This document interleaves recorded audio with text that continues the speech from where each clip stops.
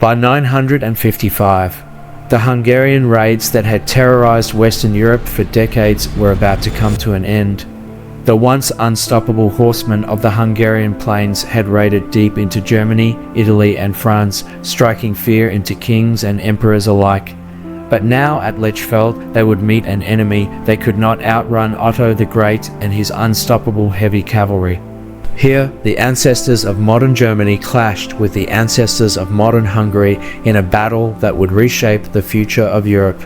The year is 955, the Holy Roman Empire versus the Hungarians, a final, decisive battle to end the raids once and for all. For decades, the Hungarians had relied on their light cavalry and archery tactics, launching devastating raids across Central and Western Europe.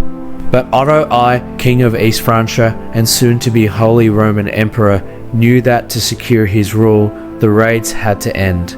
The Hungarians, sensing weakness, launched a massive invasion, crossing into Germany with thousands of horsemen. Otto gathered an army of German knights, infantry and allied Slavic warriors to meet them near the Lech River in modern-day Bavaria. The battle began with the Hungarians using their signature feigned retreat tactics, drawing Otto's forces forward while surrounding them with horse archers. But Otto had studied their strategy well. Instead of chasing the retreating enemy, he held his formation, refusing to be lured into an ambush. Then came the turning point. Otto ordered a full-scale cavalry charge.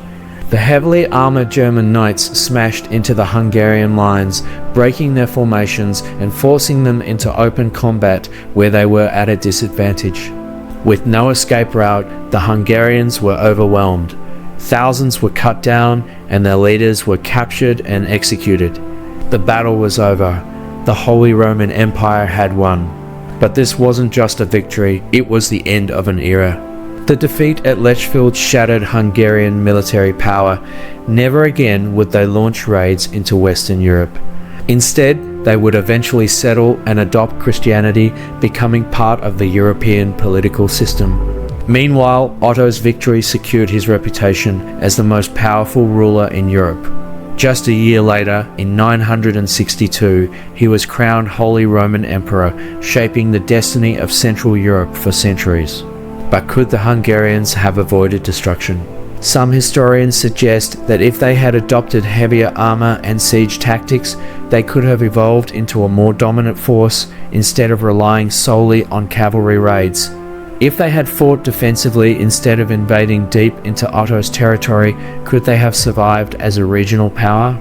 Or was the rise of the Holy Roman Empire simply unstoppable? Like and subscribe for more historical breakdowns.